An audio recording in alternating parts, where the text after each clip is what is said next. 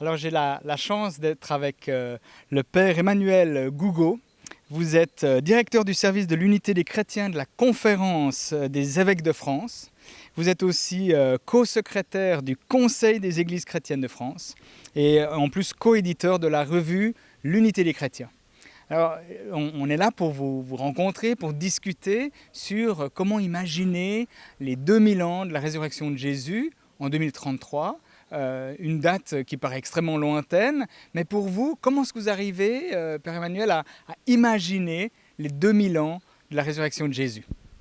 Alors un rêve pour 2033, les 2000 ans de la résurrection de Jésus, ce serait que tous les chrétiens puissent célébrer ensemble la résurrection au sein du même repas eucharistique, au sein de la même célébration de partage du corps et du sang du Christ, pour que le corps ressuscité de Jésus puisse se manifester de manière visible, unie, dans le rassemblement de tous les chrétiens en un seul corps.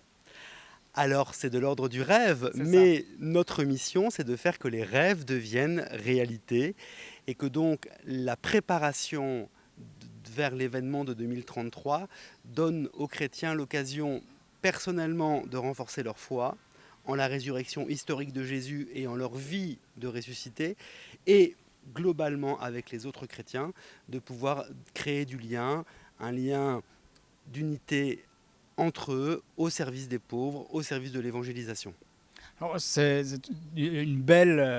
un beau rêve à quelque part. Quelles seraient les étapes pour arriver dans 13 ans et quelques mois à ce qu'on puisse vivre la communion ensemble?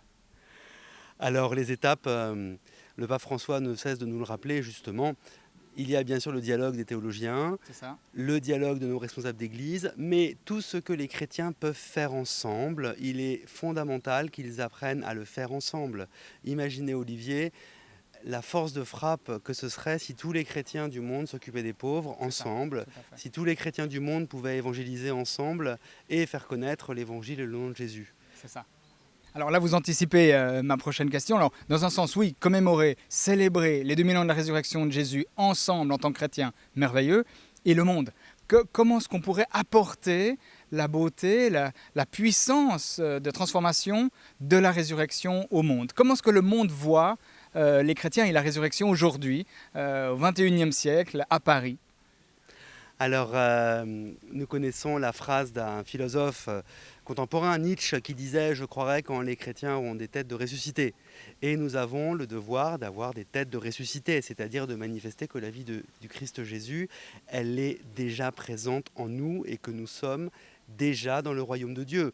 La France, l'Europe occidentale, on l'a vu aux dernières élections européennes, la France vit une séquence d'interrogations. Cette Bien crise des sûr, gilets jaunes bien montre sûr. par exemple que tant et tant de nos contemporains cherchent un sens à leur vie. C'est ça. Et le message de Jésus dans sa résurrection, c'est justement de justifier notre existence indépendamment des biens matériels, indépendamment de choses seulement humaines. C'est ça. Je n'ai pas besoin d'être justifié par la marque de mes baskets, la Exactement. couleur de mes cheveux ou le nombre d'amis que j'ai sur les réseaux sociaux.